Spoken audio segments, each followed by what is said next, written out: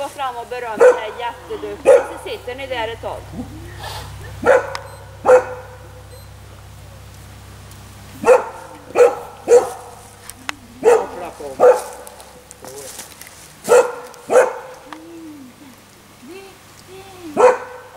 Du kan sitta på kortsidan bredvid henne där också.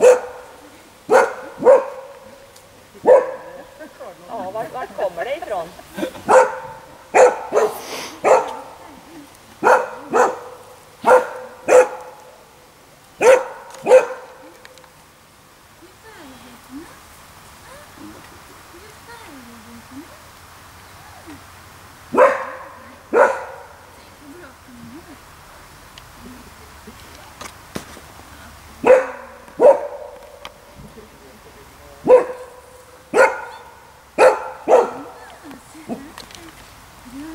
Det här beteendet ser man ibland på en del hundar. Vi har sett det lite förut hur de ska titta och rygga. Och det är det att de vet ju inte vad ljudet kommer ifrån. En del hundar har ett behov att få bekräftat. Vad är det som har låtit för någonting?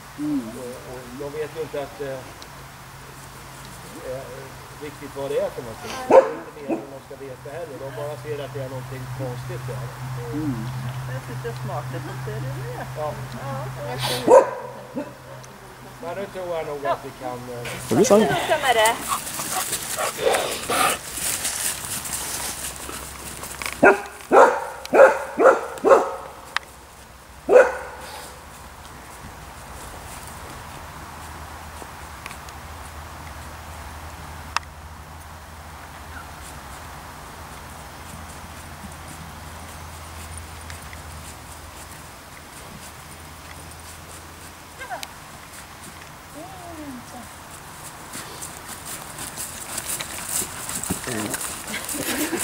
Jag hoppas du fick det på film.